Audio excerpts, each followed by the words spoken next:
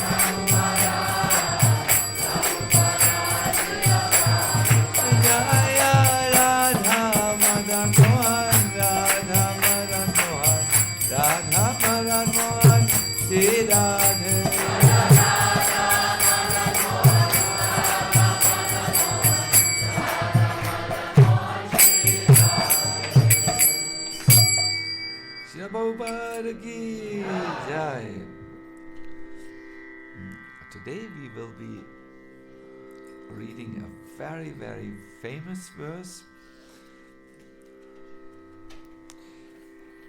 It is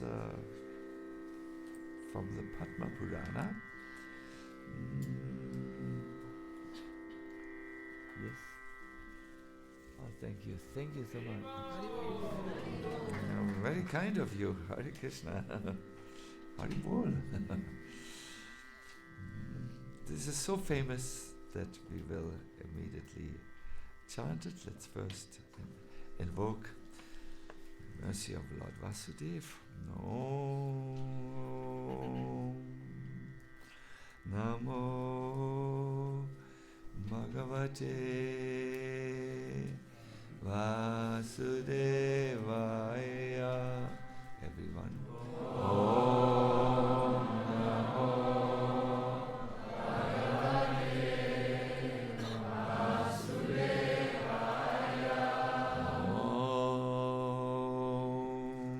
Namo Bhagavate Vasudevaya.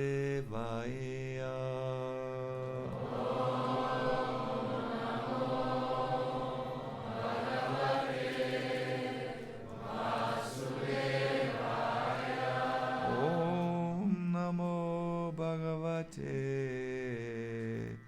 Vasudevaya.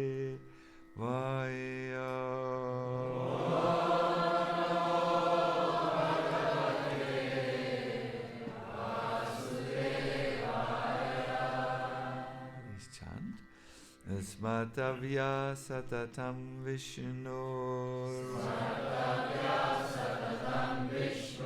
Vismatavyo na jatuche. Sarve vidhi nishedasyo.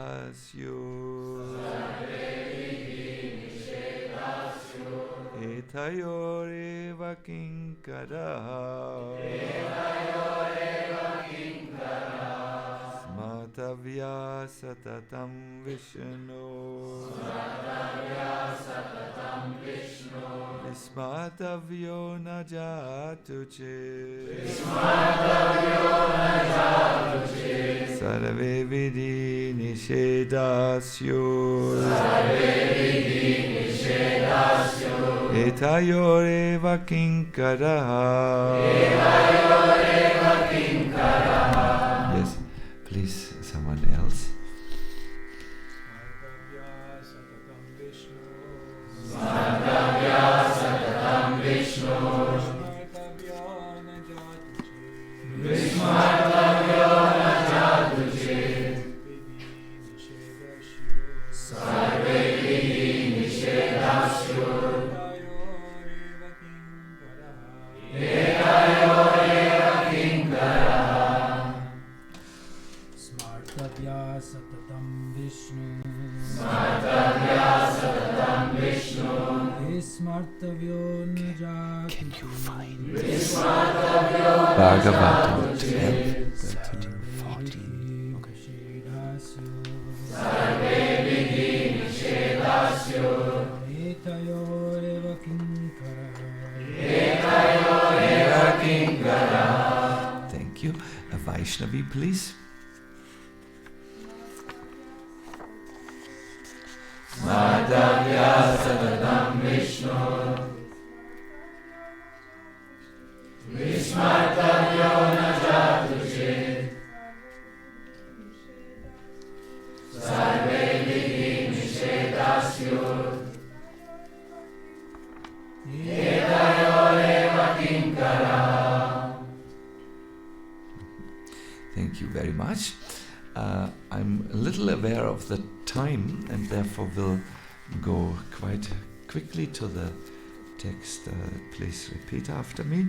Smatavyaha. To be remembered. Satatam. Always. Vishnuhu. Lord Vishnu. Vismatavyaha.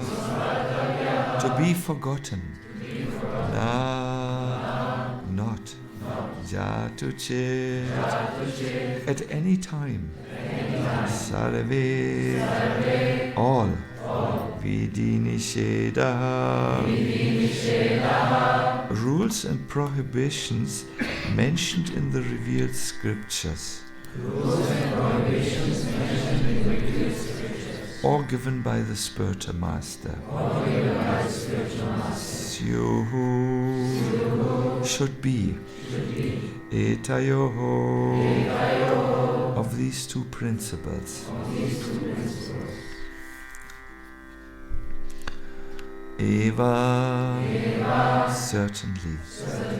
Kinkaraha the servants. Yes.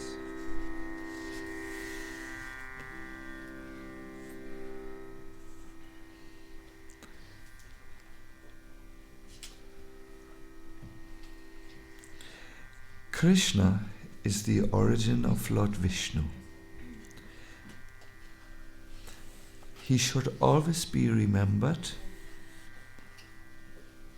and never forgotten at any time.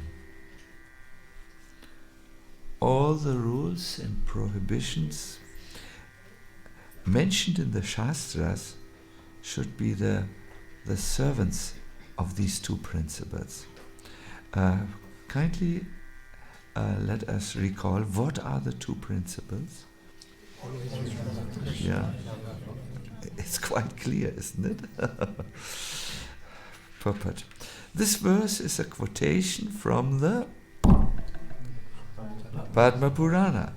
There are many regulative principles in the Shastras and directions given by the Spiritual Master. These regulations and regulative principles should act as servants of the basic principle, that is, one should always remember Krishna and never forget him. This is possible. It's interesting how Prabhupada puts this now. Please listen to this. It shows some real deep considerations. This is possible when one chants the Hare Krishna mantra. Therefore, one must strictly chant the Hare Krishna Maha Mantra 24 hours daily. Because, remember, the rationale here is to always remember Krishna, never forget him. That means at all times, no? One should be mindful of Krishna. And Prabhupada says, if this is possible, if you chant Hare Krishna like most of the Hare Krishna devotees, perhaps we must chant differently. Mindful of Krishna, we must chant.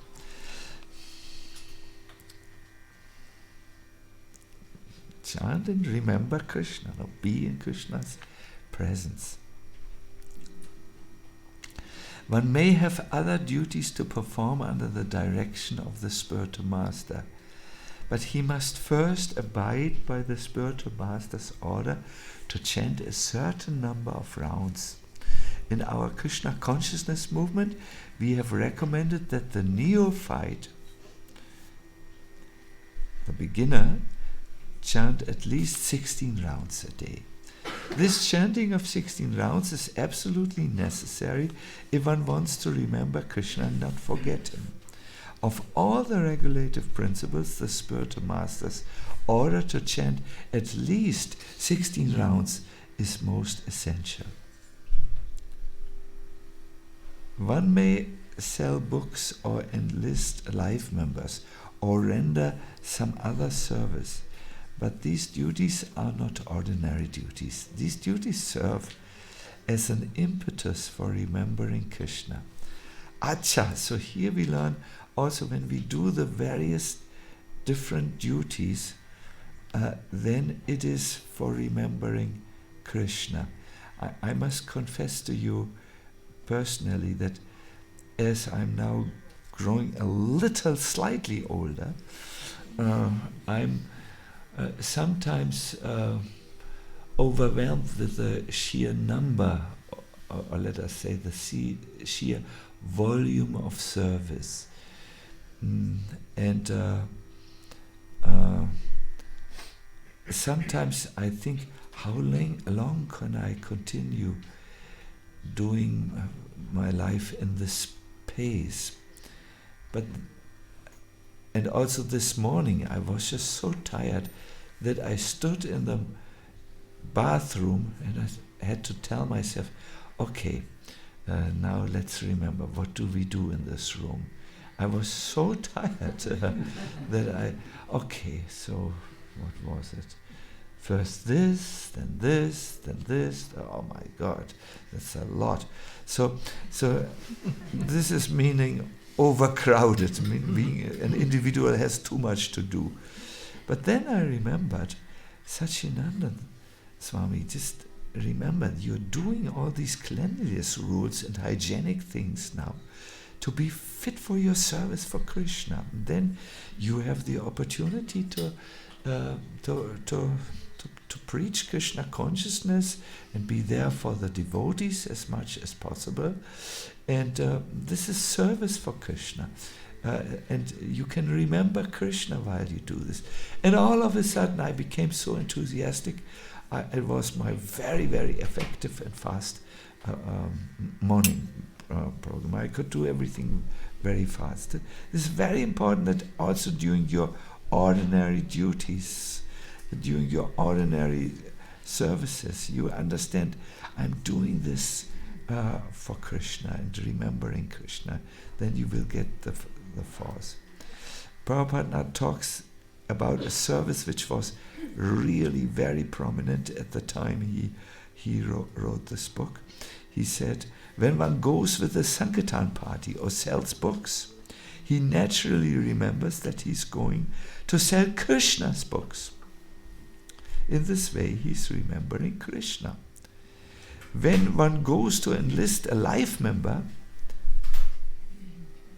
he talks about Krishna and thereby remembers him.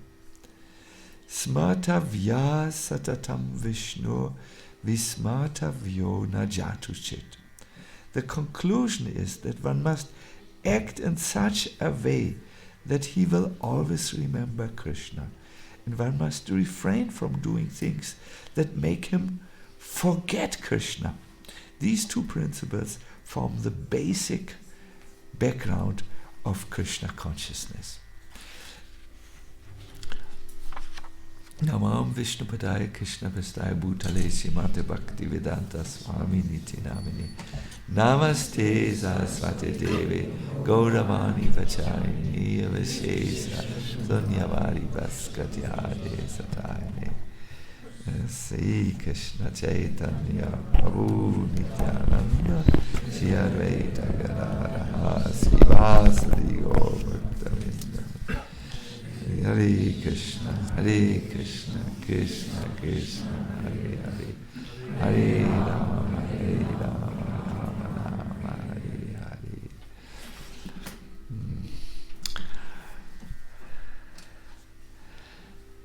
My dear devotees,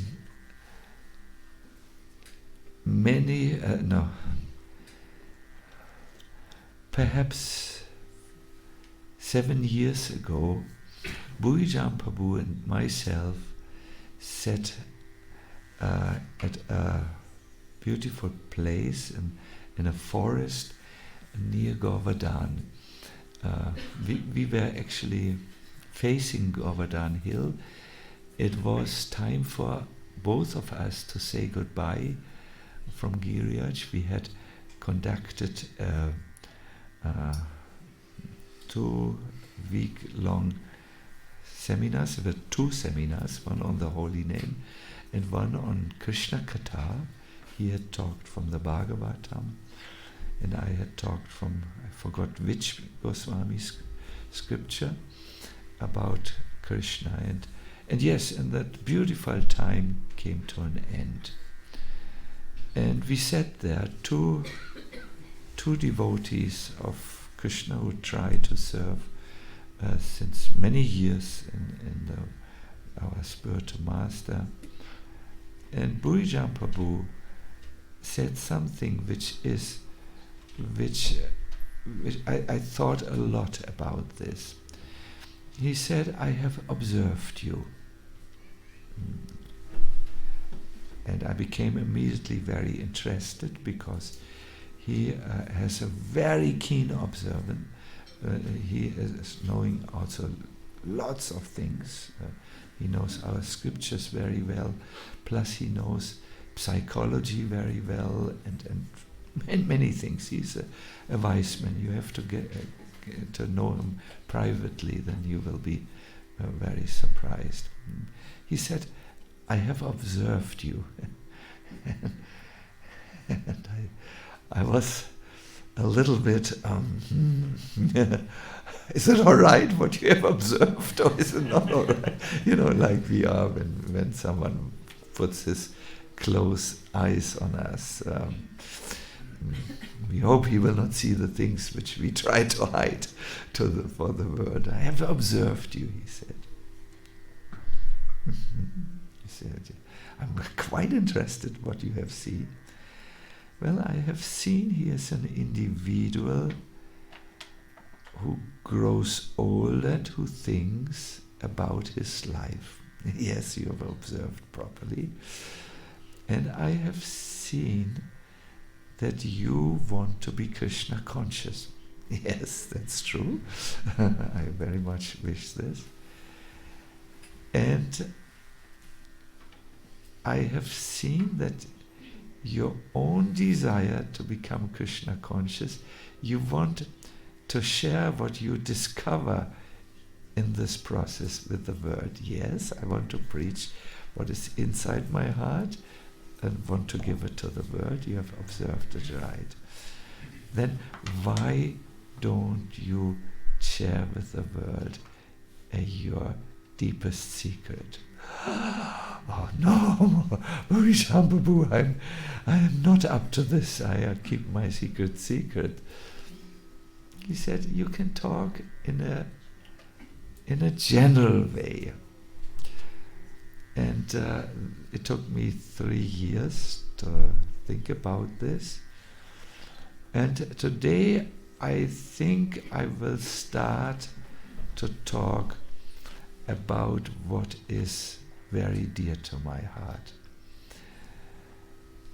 My dear devotees, every devotee comes in his or her life to a point where he or she needs to see, am I going to take this very serious, this Krishna consciousness, or do I practice it more like a belief, like a religion?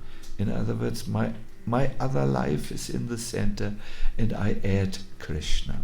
You remember the excellent list of His Holiness Keshava Maharaj, who distinguished between a religious observance of Krishna consciousness and a more confidential devotee, someone who goes deep. I think everyone comes to this point repeatedly. And I've always believed that the deep spiritual things cannot be the property of only one tradition. And to introduce to you carefully one of my main secrets,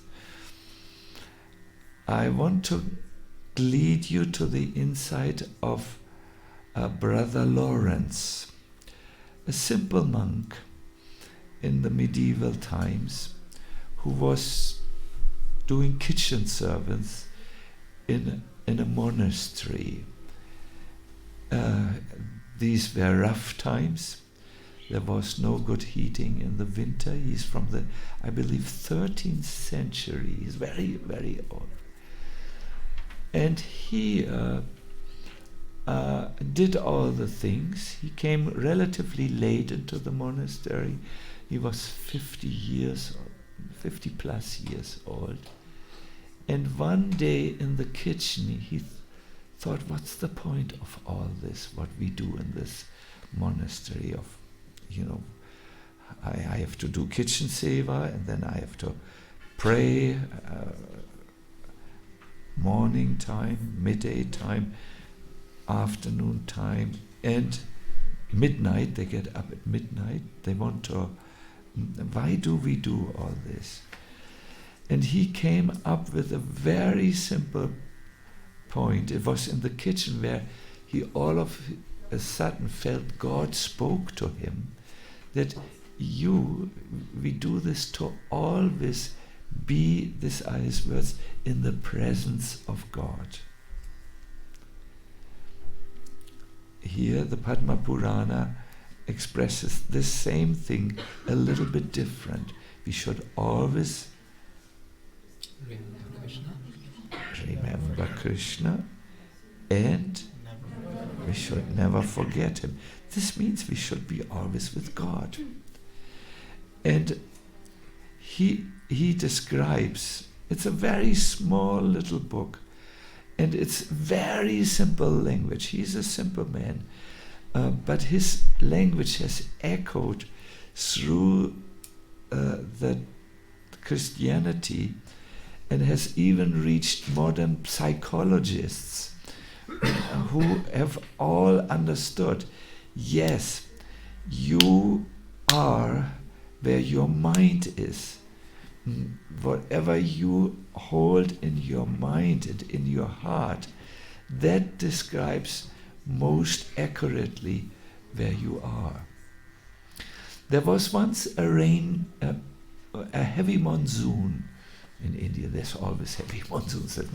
Every year is a heavy monsoon. But there were two Vaishnavas who were walking. They wanted to go. They were on a pilgrimage, and a heavy monsoon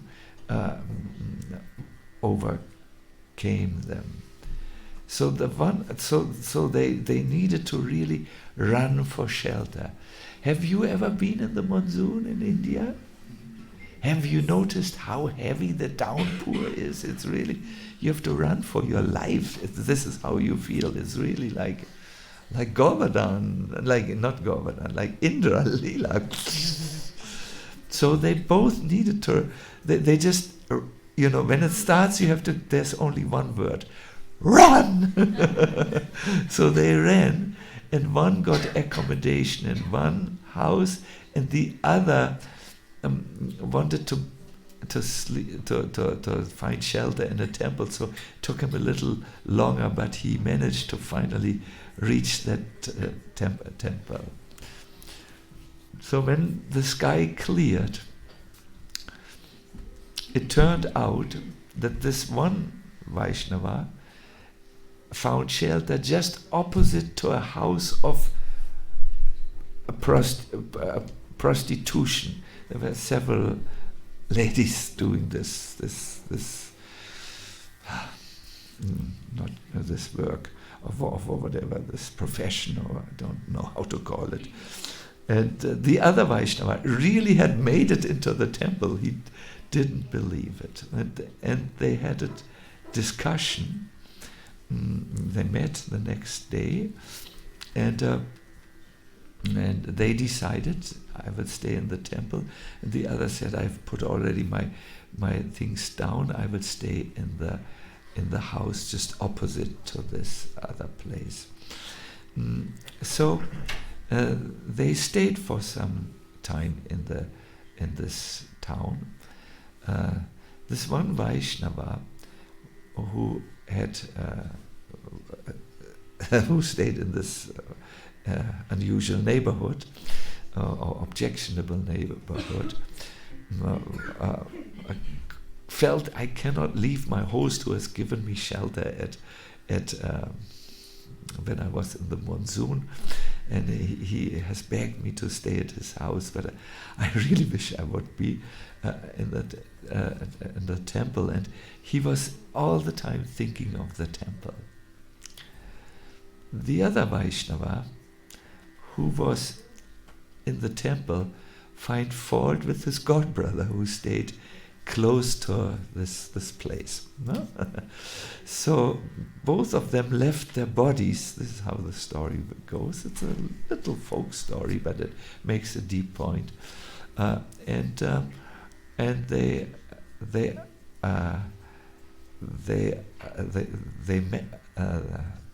were friends, so they both left the body at the same time, and then the one was going to the spiritual world, and the other had to go back to the material world, and they were informed that this Vaishnava, who was all the time thinking of the temple and so on, was going back to the spiritual world, whereas this other Vaishnava, who was full of fault finding and who was thinking of these poor ladies on the opposite side of the street, had to go, I forgot where, something with related to his thought.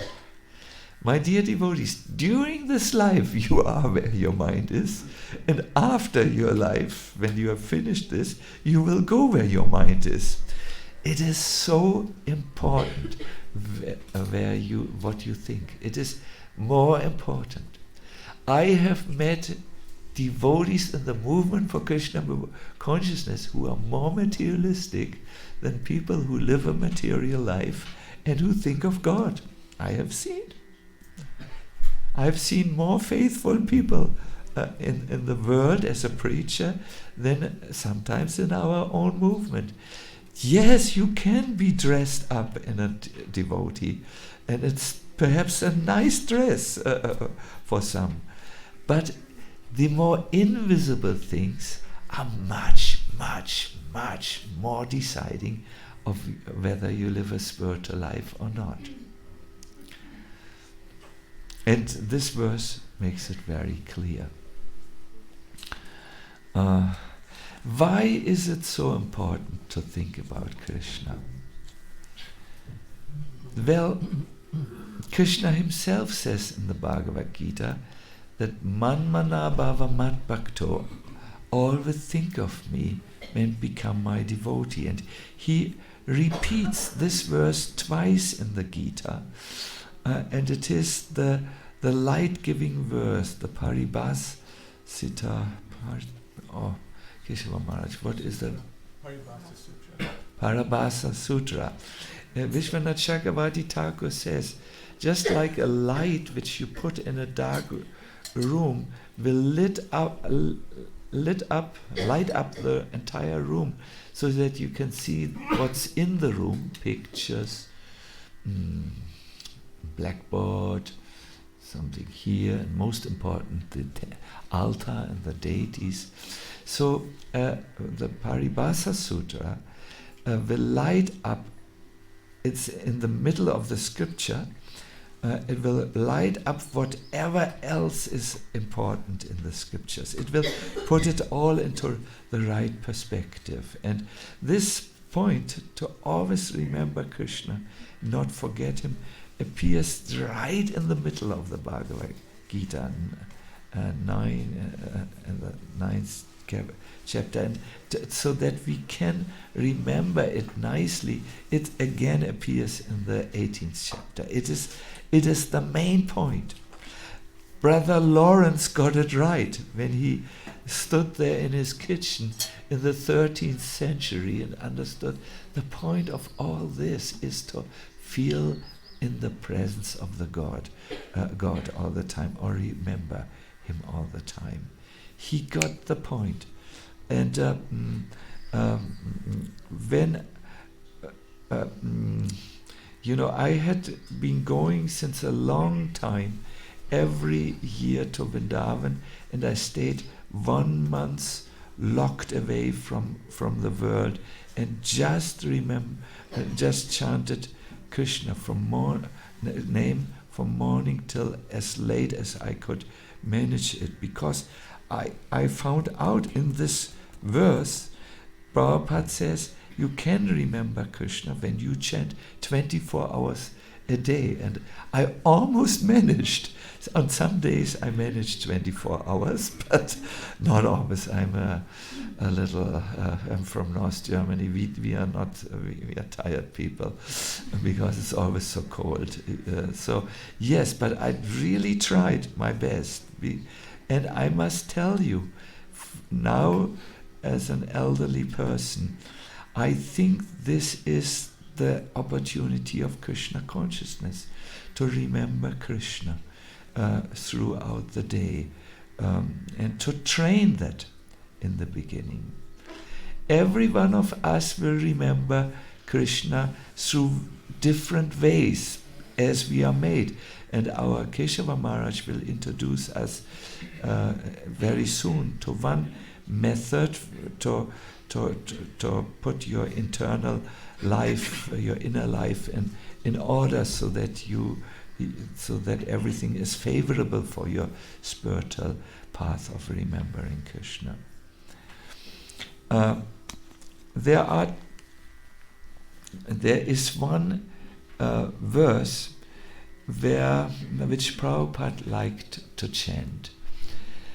I was very fortunate when Prabhupada visited our temple, Schloss Rettershof, that is near Frankfurt, a beautiful castle. I think it was a wonderful place which Prabhupada liked very much. He said, "I like your he said Schloss in a Bengali way, Schloss." and he liked it very much. He had very fond memories of it. And yes, I had the opportunity to watch Prabhupada a little privately because I was guarding his door. We were all so young and so loud. Young people are very loud. So I had to always tell, Prabhupada is behind the door, he does his translation service, or he does, please consider it, and so on. So many hours I was sitting there, I was doing BBT service, translating, and one time I remember Prabhupada came out of the room.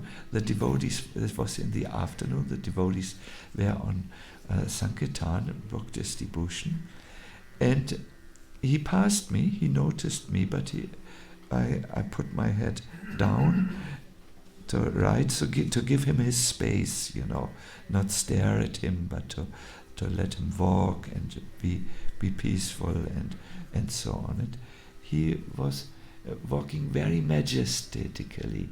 When you would see Prabhupada, he was extremely a person from another world. He was his movements were just very gracious and very different than any other person you could see. Just very. Some have tried to describe it with the word aristocratic, but how does an aristocrat move? There are many aristocrats who move differently. They wanted to say it was very dignified, and so on. And he was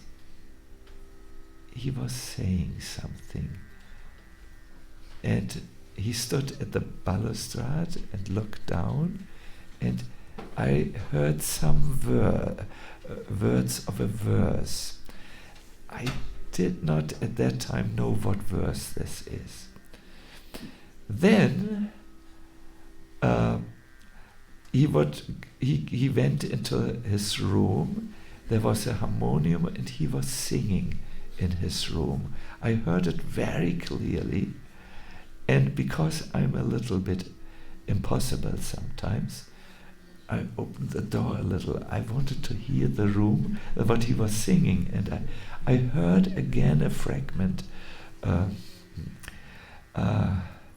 Later, I heard this verse on a tape. It started with Krishna Tvadiya Padapankaja Panjaratam.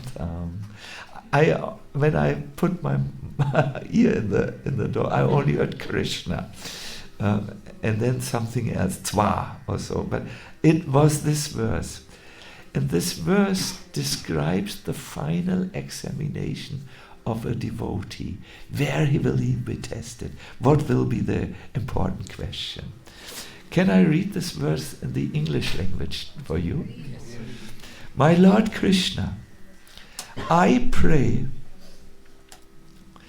that the swan of my mind may immediately sink down to the stems of the lotus feet of your Lordship and be locked in their network. We live just next to a lake, and sometimes there are swans, and we have really big swans there. I mean, we have made photos of swans with a body like this. They really look like Manasarovar swans, and they come sometimes. Now they don't come so often because we have heard we should not feed them. They cannot digest bread and so on. But when you feed them, they always come. So they come, and then they sink down their head, and they do something in German language is called gründeln. That means they go with their head to the bottom of the lake and they find some eatables there. All kinds of vegetarian things and so on. I have never tried. There must be a variety of food which they can find. They're very satisfied there. So in the same way, King Kula Shikar seems to say, let the swan of my mind, who swims at so many different places, these swans throughout the day swim everywhere, let him come and let him sink his head down and then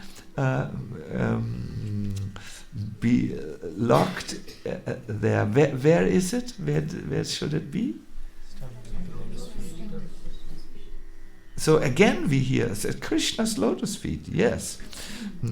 Otherwise, at the time of my final breath, when my throat is choked up with cough, how will it be possible for me to think of you? So Prabhupada here says it's so important to think of Krishna, and I should immediately practice this when my body is still healthy. I should not wait. It should be given first priority. I want to quote a second verse for you. I will be in English immediately. What is the benefit of such memory of Krishna? There was this poor Brahmana, Sridham, and is his name Sridham, right? Sridham, the beggar. Or is it Sudam? Sudama, yes, I thought so. Sudama. I got confused because there is two friends of Krishna, Sridham and Sudam, and I always get confused. So, Sudam Brahmana. He was there,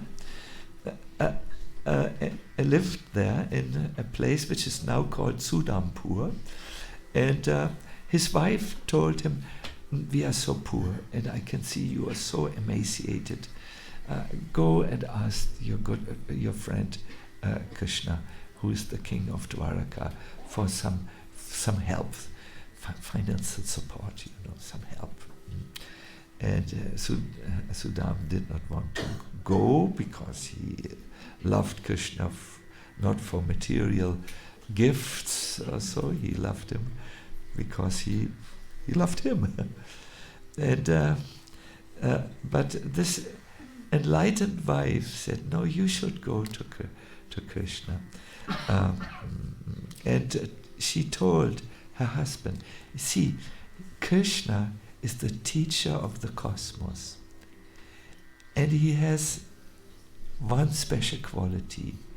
He offers even his very self to one who remembers his lotus feet. Krishna will be happy. He will think, Sudam has thought of me. He has come to me. He offers his very self to one who does this. So it goes without saying that he also provides his devotees with wealth and other pleasurable objects which are hardly desirable by them. This was a little bit in her mind, but she got the first point right. Krishna is offering his very self to one who remembers him. But my dear devotees, this must be practiced, because there is something in spiritual psychology which is called vyutana sanskara. This is something that suddenly comes into your mind and disturbs your concentration. Sometimes devotees tell me, "Oh Maharaji, I had a most disturbing dream in the night." And I say, "What do you expect? You have so many experiences in this world, not just from one lifetime, but from other lifetimes as well. And these are called and they have made an impression in your mind. And they come up at times where you really don't want this. This is called vyutana sanskara. I do remember this in my own life. When the first time I went into the temple room, it was in Hamburg. The devotees were busy and had said to me, "Look, there's the altar, and you will see Radha and Krishna on the altar." So I went and I looked at the altar. Radha, Krishna, I only saw tulips. So I went out and said, "Sorry, you told me I see Radha and Krishna, but I only saw tulips." Tulips are flowers from Holland. Tulpen. What? No.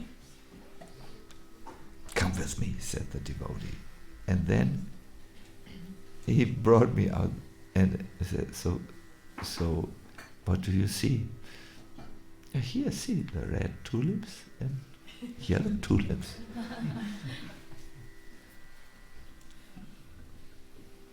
He said, "Don't you see something in the middle?" In the middle?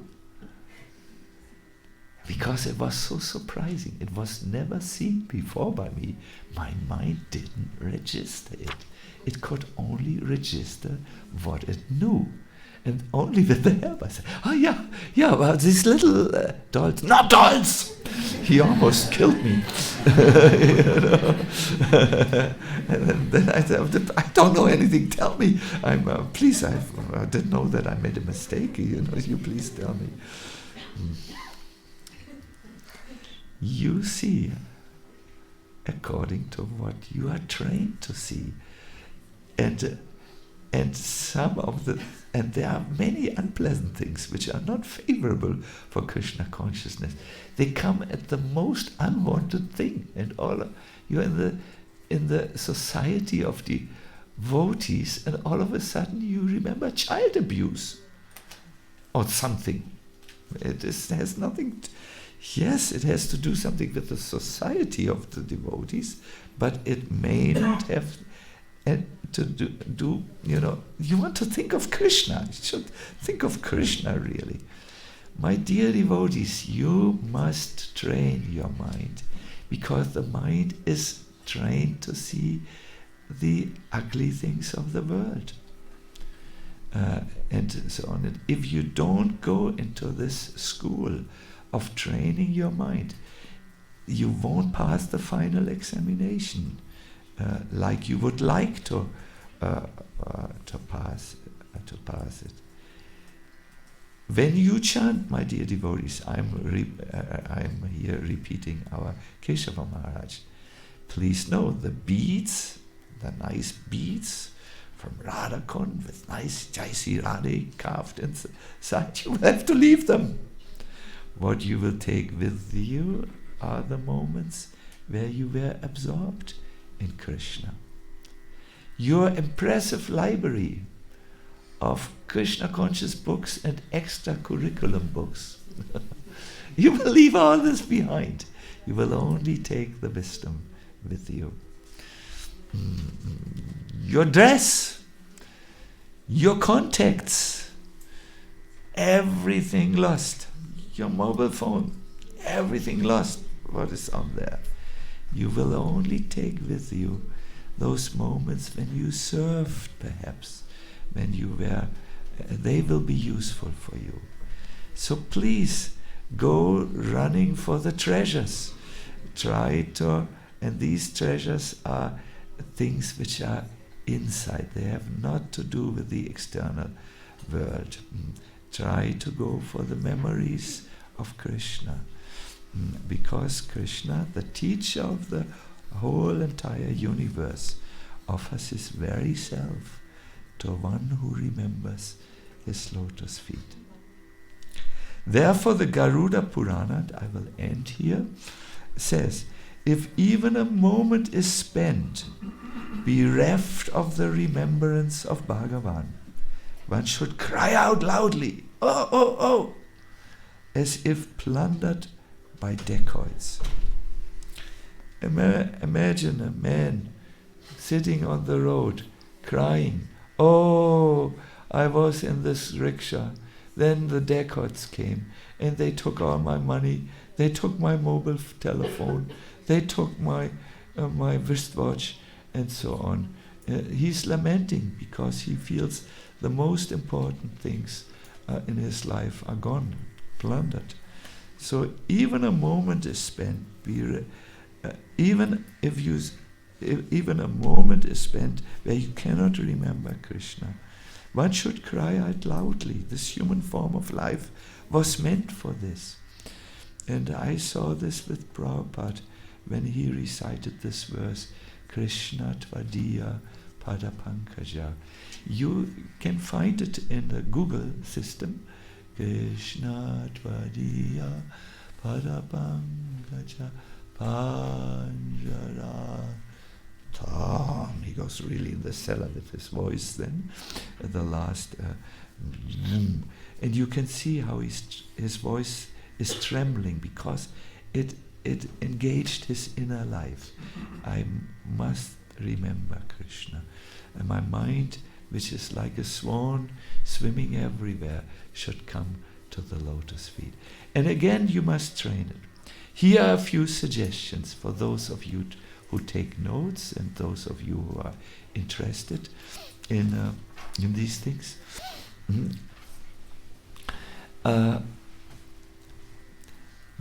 Let's start with chanting. When you chant, try to chant Krishna conscious rounds. You might like to sit before a deity or an image of a deity and chant their connected rounds. If you are in a situation where there is no deities, or if you walk, you can remember, I'm chanting Krishna's name, and you can pray to Krishna, please accept me. No? Make it connected rounds, not mindless rounds, no? Mindful rounds. A second tip is, when you do your services, don't curse the temple commander who said you must wash the pots. Think, I'm washing the pots for Krishna. Try to relate what you do, in other words, with Krishna. This is when you do devotional service for Krishna. Anya Vilashita Shunyam Jnana Kamadhyanavirtam Anushi, what? Anukulyena Krishna Anu. No, it should be favorable for Krishna. You should please him. When you peel the potato, this for you, Krishna. When you talk to someone, I'm doing this for you, Krishna, because you want that your glories are spread to the conditioned souls. Connect your service not with likes on Facebook, which you want to have, but with Krishna. No? Krishna, Krishna. Maybe develop the habit to say Krishna, Krishna. Or as Mahaprabhu would always say, Hari, Hari. He would always say Hari, Hari. You find in Chaitanya Bhagavat. Another is reading reading. When you read, I liked the idea of svadhyaya, self-study, in other words. Try to not read pages, for pages. Try to read until you can touch something, and then with your mind, and then stop and reflect about it. This is Vishwanath Chakravarti Thakur's recommendation. You read not to, today I finished 2.5 pages. I'm talking humorously. Today I finished this much. But you should go to a point and then remember this, and try to perhaps live by the point, which, if it is a do point, where you say, reading is very good. I have discovered something which you might find interesting. The last thought with which you go to bed will usually travel through a tunnel in your subconscious mind, and you will wake up with this. Like yesterday, I chanted a few verses, because how can you not when you have someone like Hari Parshad, He said, okay, I need to polish my Sanskrit a little. so I sang a few verses, and lo and behold, in the morning, these verses were still there in my mind. It's not good to see agitating things, or think about agitating things. Think about Krishna before you go to bed, or simply say a prayer, or like this. These are few things. More will come. I intend to give a seminar on this. I will call it the inner life of a devotee in Switzerland, and there will be, I want to there also go into meditation based on Bhakti Rasamrita Sindhu. I've done a lot of study on this for the devotee books, Smaranam. See, already here are the 5 forms of meditation, and examples how to do each one of them, and so on. But this goes too far this morning. Also, I'm looking at the time.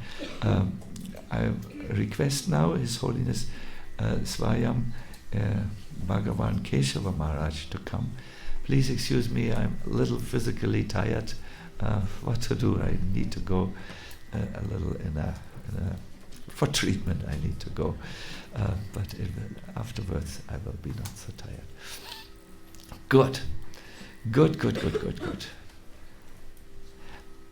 Do you remember the main point of this lecture?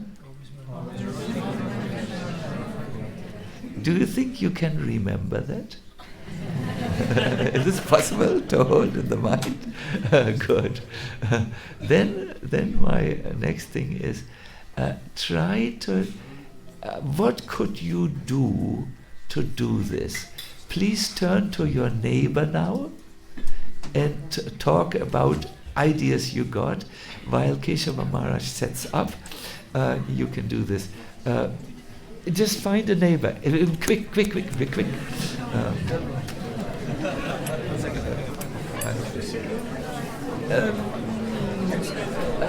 Should I stay? Maybe for optical reasons I can stay. Yes.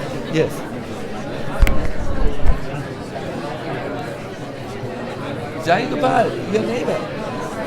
You can stay there. No.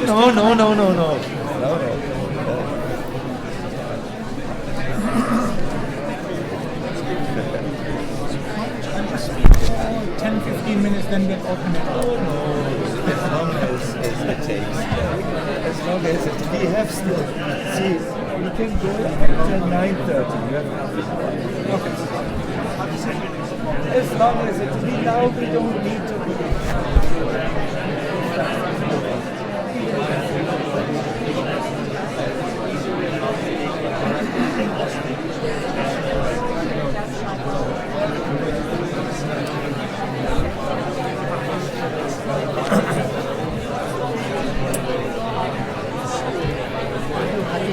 Yeah. Are you happy to use? Yeah, that would be good.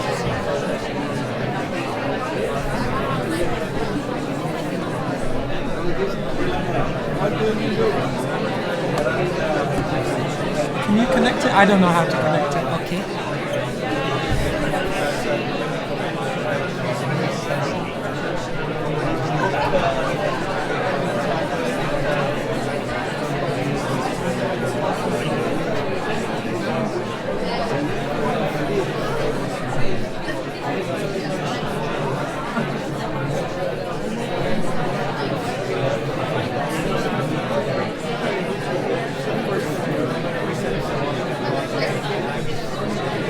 Wi-Fi is open.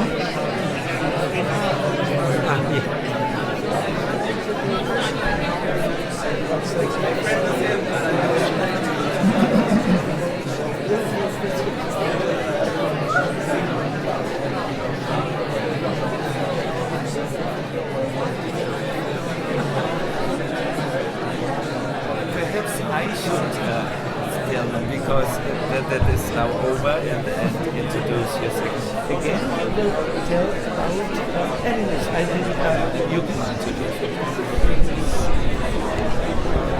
You are ready. I think he's just connected. Yeah? So Hare Krishna, Hare Krishna, Hare Bol.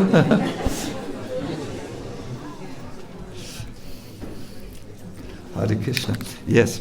So I hope you got something out of this. And please, what you talked with your neighbor, please do it also. No? Not just talk. And I see always some devotees who don't like to talk. Some of you have avoided to pick a neighbor. That is natural, because some of us are not so talkative. That's all right. But please also you try to see how you can practice your remembrance of Krishna. Enough said. Now we will listen very attentively to our Kesava Maharaj. Hare Krishna Maharaj. Hare Krishna. Thank you so much, Maharaj. Om Jnana Timirantasya Jnananjana Shalakaya Chakshurun Militam Yena Tasmai Shri Gurave Namah. Srila Prabhupada Ki Jai. Thank you, Sacinandana Maharaj, for opening up this beautiful topic. I'll share some thoughts and then we can also have some discussion.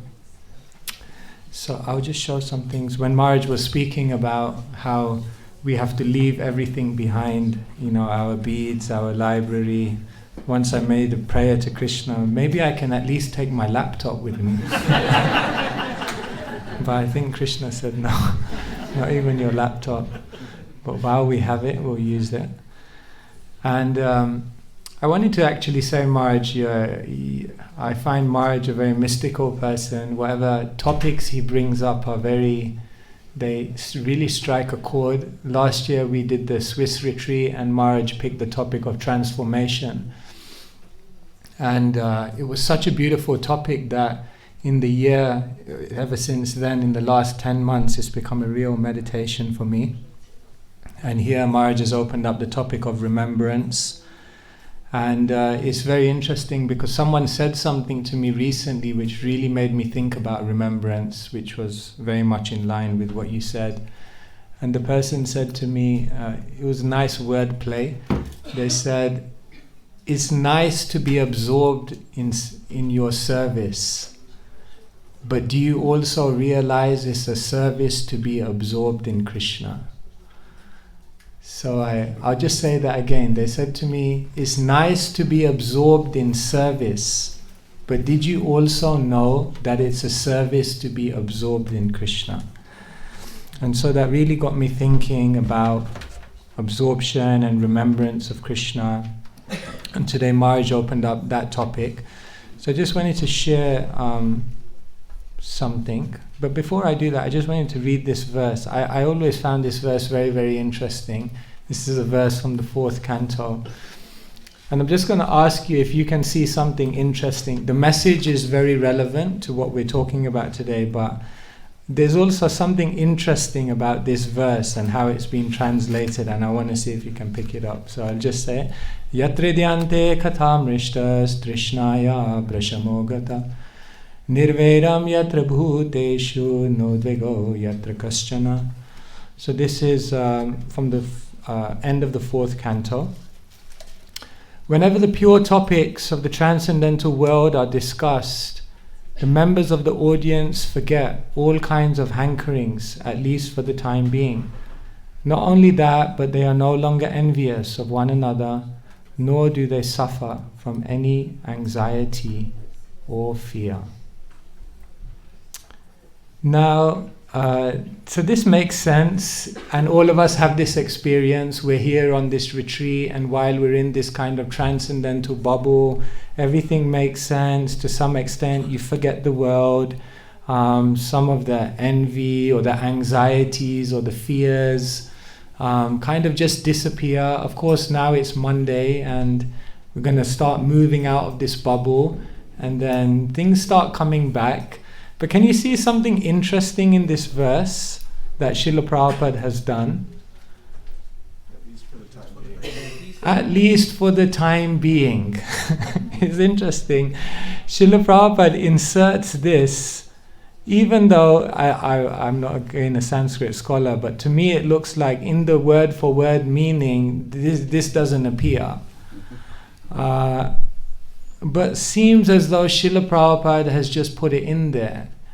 That, while you're discussing topics, everything is fine, everything is good. At least for that time, there's no envy, there's no anxiety, there's no fear. But as soon as you're out of that bubble, then it all comes flooding back. You have that experience? Yeah. It's like that, isn't it? I want to ask you another thing. Have you ever had the experience of a devotee coming to you asking a question that they know the answer to? Has that ever happened? Have you ever done that? You ask someone a question and in your mind you already, in one sense, you know the answer. Why do you think people ask you the question they already know the answer to, and they keep doing it again and again and again? Why do you think that is? Any ideas? A different angle of vision. Okay, so sometimes it may just be that they're looking for a different angle or a different perspective. They think they know the answer, but maybe not. Yeah, good point. Confirmation of what they're thinking. Okay, they just want confirmation. Okay, you're all very positive thinkers. You're trying to see the good side of it. That's nice. Challenge? What do you mean by that? Maybe see if there is some difference of opinion. Oh, okay. So you want to see whether they may have a different perspective or a different, a challenging opposition to that. Yeah, okay, good. They want to change your mind. They want you to change their mind. Yeah. Okay, that's a good one. They want to tell you their answer.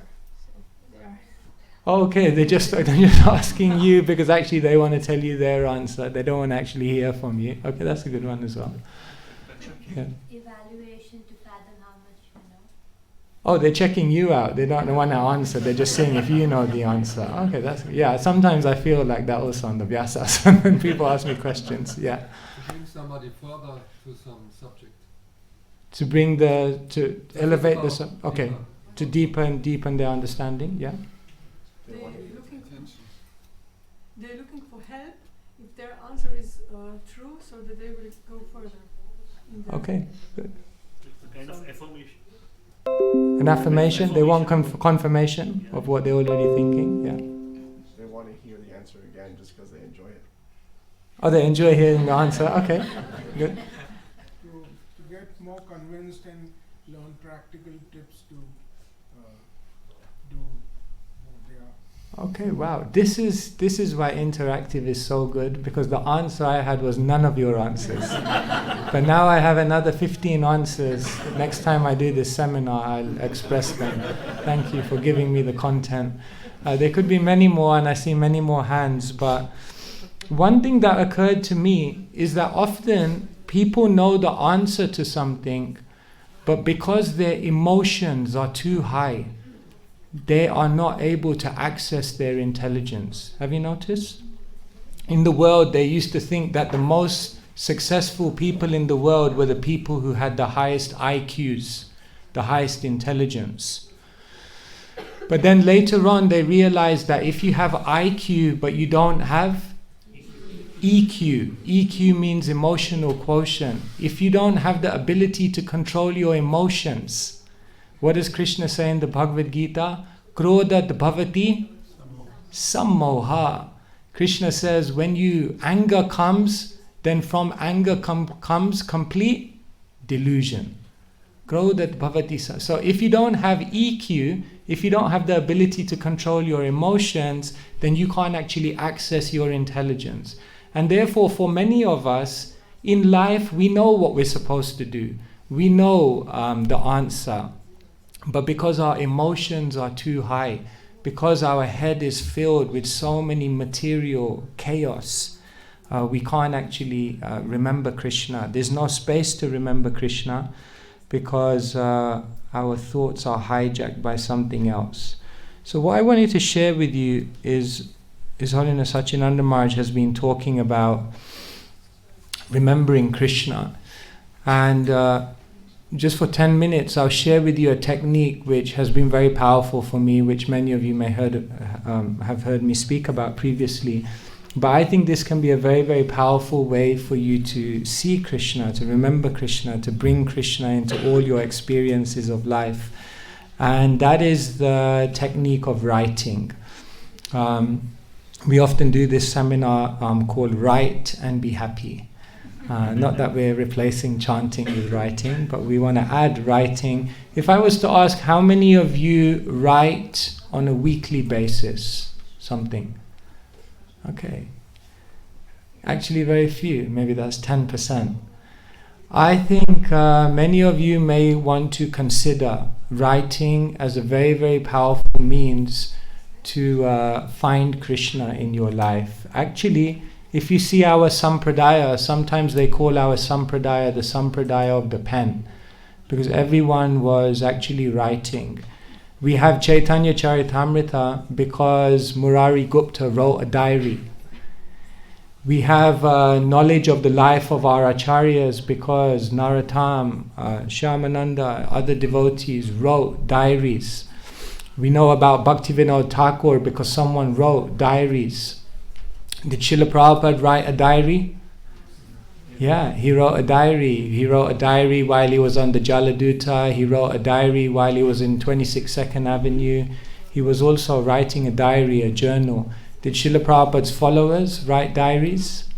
Yeah, you have Tamo Krishnamurti TKG's diary, which documents everything that went on in Prabhupada's final days. Hari Sauri Prabhu's transcendental diary.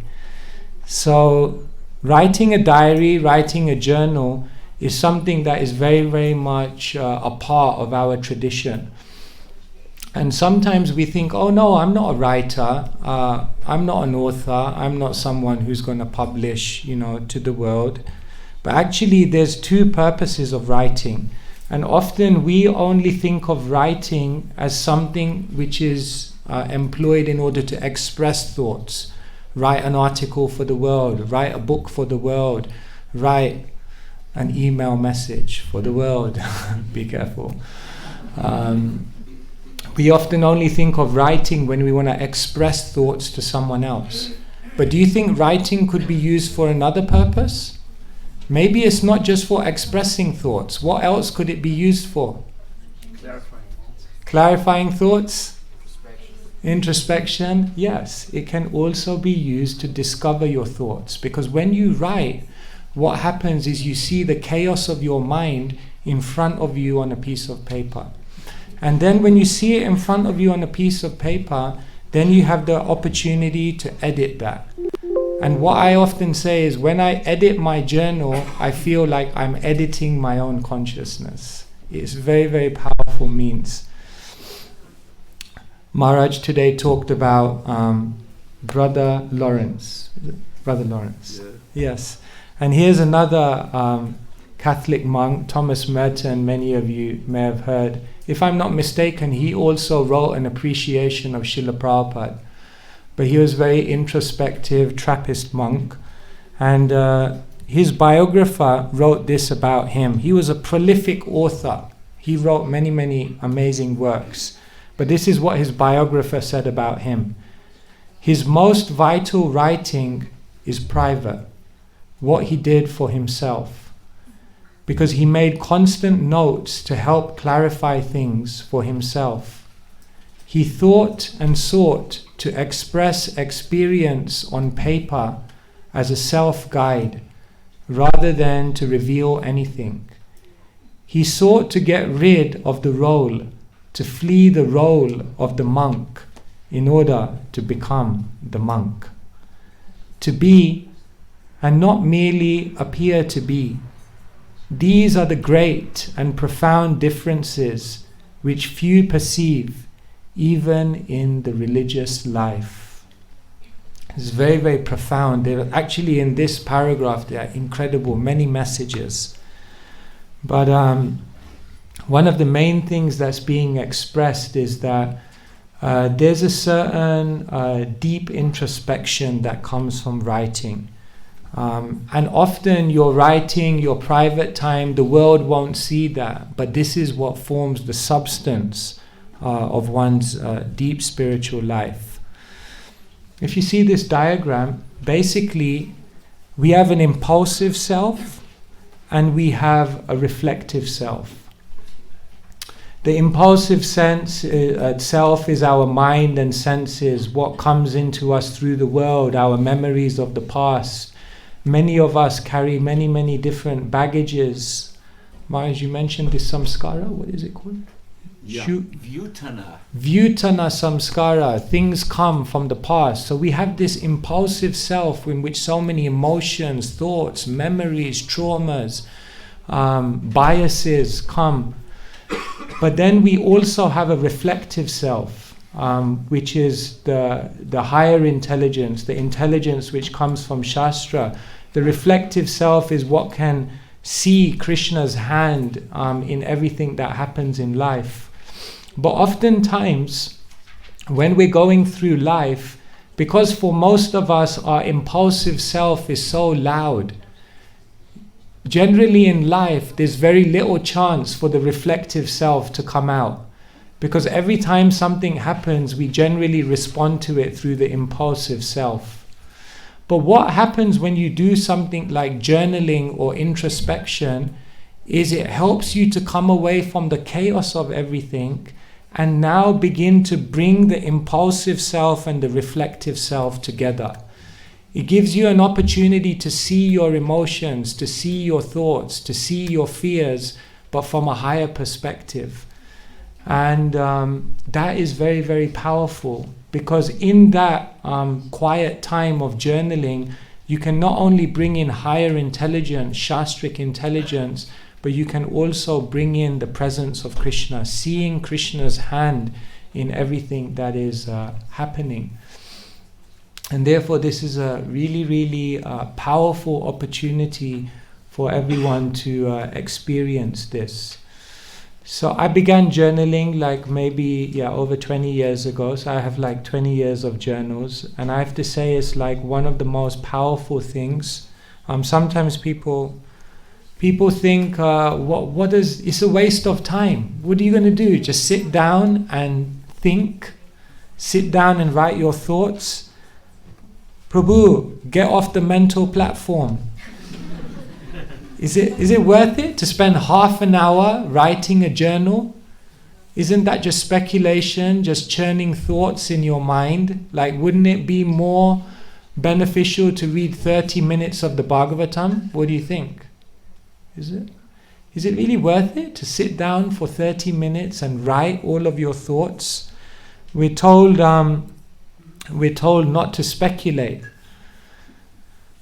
But Prabhupada says a devotee is as thoughtful as a non-devotee is speculative. So sometimes there's a misconception that thinking is speculation. But thinking is not necessarily speculation. Thinking can also be to be introspective. So let me just quickly ask you, what do you think is the difference between introspection and speculation? How would you identify whether spending 30 minutes sitting down and thinking is deep introspection, or is just speculation, churning thoughts in your mind, which isn't really going anywhere? How would you be able to tell the difference? Yeah. Maybe one thing is to see, speculation for me would be more that I'm increasing my identification with the mind, but introspection is I'm taking a step back actually and gaining some distance. Okay, so introspection means to step away from your mind and your immediate emotions and see it. And how do you step away and see it? Yeah. What do you use in order to step away from your own emotions? What you have to see through some lens. So what lens are you then seeing through? Yeah, to step away from our emotions and see something through Guru Sadhu Shastra. So if you're just thinking about things, that doesn't mean you're introspecting. It only becomes introspection when you're seeing everything through the lens of Guru Sadhu Shastra. Very good. What else could be the difference? Yeah. Also on that note, introspection is we reflect what we read in Shastra, and then we observe what happens in the internal and external reality without interpreting it and saying, okay, this now happened. Interesting. How does that correlate to? Okay, that's a very good point. Yeah, rather than. Well, someone said something interesting to me which always stuck with me. They said a Kanista Adhikari sees the Shastra through their emotions, but a Madhyam Adhikari sees their emotions through the Shastra. So that always stuck with me, that we tend to look at the world very, very emotionally, but what happens is that we are able to then step away through introspection and see through the Shastra without placing our emotions there, and see our emotions through the Shastra. Very good. Thank you. Yes? Devotees, when we were in the association, devotees who mentioned Guru Sadhu and Shastra are also very good instruments in the Krishna's hands. And when we are having introspective thoughts about what happened, even between devotees, then you can see Krishna's hand. We mentioned before that why this happened to me, oh why, and then what we mentioned that we can go a little bit step backward and see yourself as a Krishna servant, and this is also Krishna servant. What Krishna wants to tell me through this. Excellent. Shastra. Excellent. Yes, introspection means to always be asking the question, where is Krishna in all of this? Where is Krishna? What is he doing? What is he trying to teach me? What is why has he moved it in this way? So always trying to bring Krishna into the equation, remembrance of Krishna. Very good. Yes. What else could be the difference at the back? Yeah. Introspection has the result of more clarity, and speculation is just Yeah. Yeah, there's a clear way to know whether you're introspeculating or speculating, because after you speculate, you'll be more confused. And after you introspect, generally there should be some more clarity because we're doing it like this. Very good. Yes, someone else. Yeah, the back. Introspection has to have the goal to change something, and speculation is just a mind. Excellent point. Yes. Speculation is just like a rocking chair. You're just moving back and forth. There's no going anywhere. There's no tangible action. There's no change, no transformation, no plan. But introspection then processes something and then says, like, yes, now I'm going to go into the world and do this. So it has a tangible outcome. Yeah, very good. Yeah, these are all amazing points. I think you got them. And so just one other thing that wasn't said is that introspection is also accompanied by consultation, whereas speculation is just you doing it yourself. So for something to be truly introspection, we also take help from the Vaishnavas and try to clarify our thoughts, clarify our thinking through their guidance. And then it makes it a higher quality of contemplation. So the reason I'm just showing this is because sometimes there's a kind of misunderstanding that thinking is bad, that spending time just trying to digest things is not really useless. Really, we should just be in the Shastra, but we need time also to digest that, and that's done through introspection. So yes, I just show one other thing. This is a whole seminar, but I just do one other thing. Because sometimes people say, yeah, I want to journal, but how do I journal? What do I write? And so this is basically what you can do. You can sit down once every few days, once a week, and just write about this. What's inspiring you? What is interesting you? What's scaring you? Clarify the thoughts that are going through your mind. And also, the fifth one here is very important. Solidify your realizations. Like you go through life and you get realizations, don't you? If you write those realizations down and you explain them to yourself, I guarantee you those realizations will go much deeper. Those impressions of Krishna's hands will go much deeper. So there's something to be said where writing is also not just about discovery, but it's also about solidifying experiences and thoughts. And yeah, when you go to write a journal entry, write your observations of the day. What happened? What events happened? Who did you speak to? What conversations did you have? What did you learn from all of that? Write observations of yourself. How did you act? How did you respond to devotees? In what situations did the best come out of you? In what situations did the worst come out of you? Observations of the world. Have you noticed how Srila Prabhupada, he was in a car and he'd always see something and learn something? Once Prabhupada was in, I think it was Russell Square, and he saw bird droppings. So he stopped and he said, what does this mean? I mean, it's bird droppings. And Prabhupada said, this means even the birds get attached to their tree. That was like, it was an interesting, because the birds had been in the tree for so long, and then all this, bird droppings were there. So Prabhupada made even one time Mukunda Maharaj had come back from the bank, and Prabhupada said, where's the receipt? And this was in London, and they didn't give a receipt. So he said, but there's no receipt? He said, no, the bank teller didn't give me a receipt. Prabhupada said, this signifies the end of the British Empire. Really? Wow. That's an interesting observation. Because Prabhupada said the British were known for their organization and efficiency and incredible attention to detail. But the fact that he didn't give you a receipt means they're losing it. So it's interesting. You begin to observe lessons like, yes, we should walk through the world, observe lessons, write them down. And then observations of Krishna. We want to remember Krishna. Yes, Krishna is there in our life. He's acting.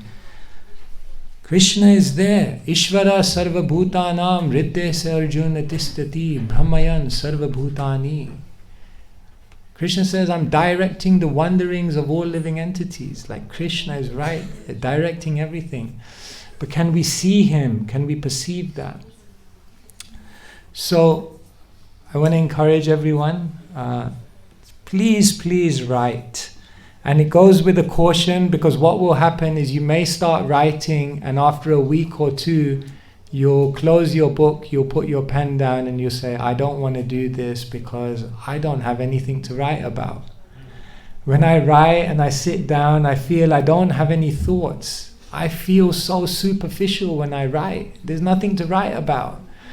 I keep writing. I woke up at this time, I ate this, and then I did this, and then I went to sleep. Like, how many days am I just going to keep writing about this? But when you're writing, it's actually we come face to face with our own superficiality. Oftentimes I've sat down to write and I just think, I am so superficial.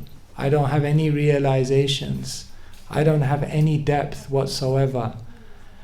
And in that moment, you have to close your eyes, you have to dig deeper, and you have to look for Krishna. And lo and behold, all of these thoughts and realizations start coming out that you never knew were there. but you have to go through the struggle. One writer once told me, the process of writing is PIP. Perspiration, inspiration, perspiration. Most of the time when you write, it just feels like it can be quite hard work, but flashes of inspiration, visions of Krishna will come. And the final thing I'll share with you is, even sometimes if you don't feel writing in the moment is necessarily, you'll be amazed when you look at what you wrote 10 years ago. You'll be amazed at what you read when you see what you wrote 20 years ago. I have like a journal nearly 25 years now, so sometimes I just open it and I see, what did I write on this day 10 years ago, 20 years ago, and it's fascinating. Because you see Krishna in all of that. You see how Krishna is moving things, and you see a journey going on, and it brings Krishna consciousness alive. It brings Krishna's reciprocation alive. So this is my humble, just a few ideas to complement Maharaj's point of remembering Krishna as maybe something practical you can do to remember Krishna. Write about Krishna, write about how Krishna is acting in your life, and try to find Krishna through this beautiful process. Here it is, Rupa Goswami writing in Vrindavan. So we are Rupanugas. So yeah, these were some thoughts. Hare Krishna. Thank you. Thank you. Thank you. I don't know, Maharaj, if you want to add anything to that.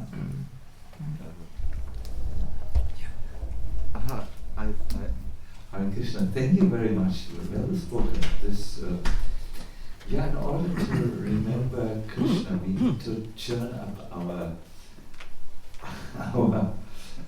inner muscles, so to say. I like this point very much, and I would like to share with you how I learned to write.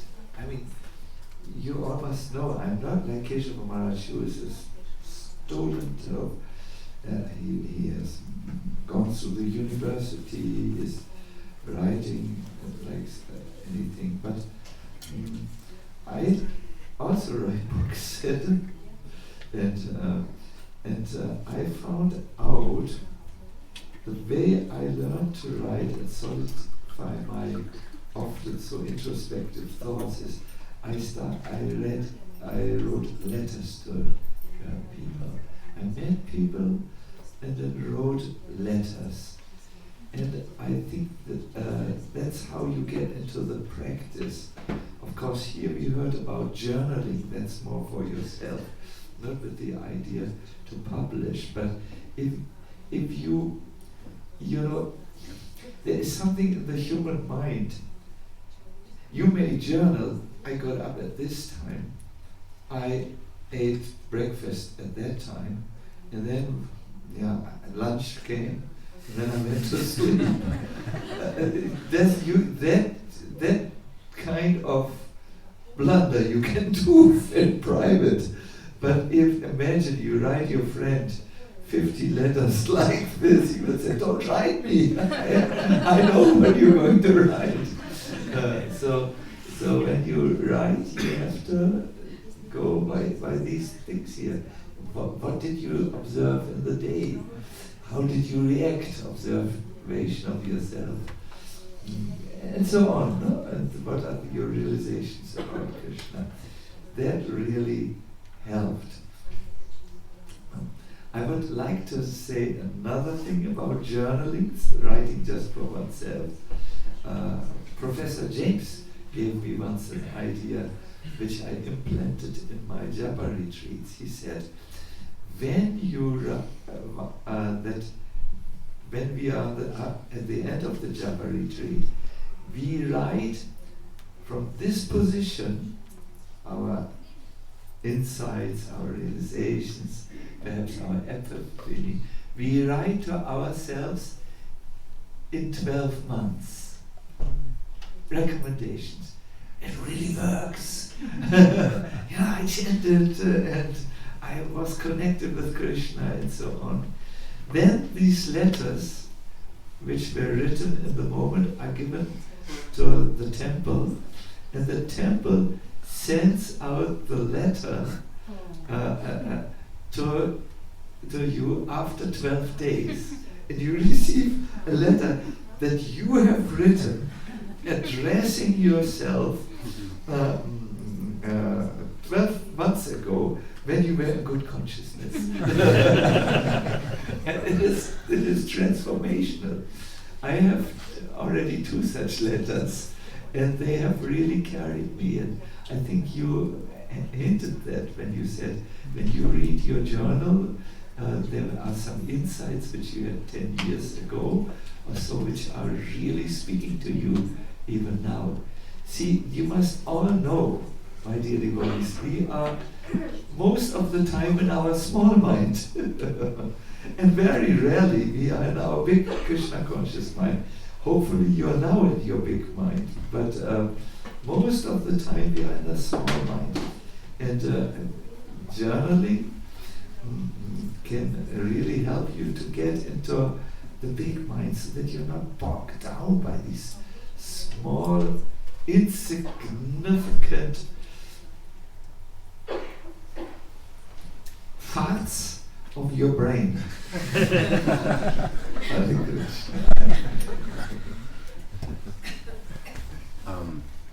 Thank you for your beautiful lecture. This was really great. I think you heard maybe also of the method, the way of the artist. So it's in the. I'm practicing this a little bit, not now, but when I'm home again. So when you stand up, you wake up and you're writing a minimum 3 pages, whatever comes there. So sometimes it's also just blah blah, but you write.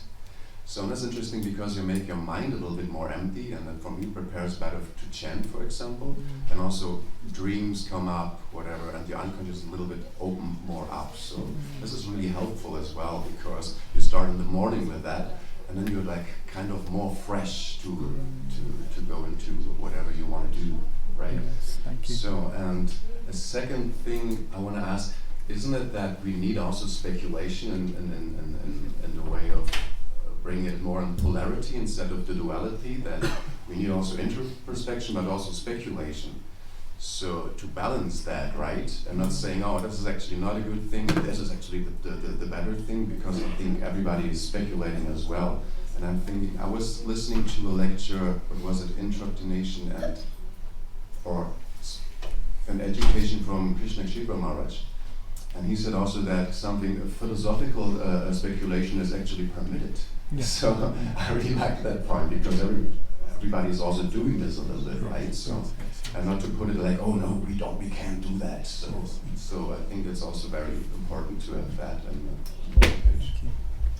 Yeah, really excellent point. I'm really happy you brought that up. I kind of put this introspection and speculation, and I kind of juxtaposed them like that. But actually, yes, there's a difference between mental speculation and philosophical speculation. Mental speculation means when we're just churning thoughts without any kind of reference points, or without reference to kind of higher spiritual principles of Shastra and Guru and like that. But philosophical speculation means like within the boundaries of Guru, Sadhu, Shastra and the principles of the posts that they give us. What Guru, Sadhu, Shastra does is it almost builds like a football field, because it tells you these are principles of reality. For example, like the 5 topics of the Gita are like the football field. But then within that, you can play, you can think, you can be creative, you can see what it means for you and what Krishna's actually saying, as long as it's within the bounds of Guru, Sadhu, Shastra, because that's the principles of reality. So then we stay within the spirit, like the ultimate reality, but we also individual, and definitely even you see like the commentaries on the Shastra, different acharyas are having different insights, and they are explaining things in different ways, because like this, I'll show you.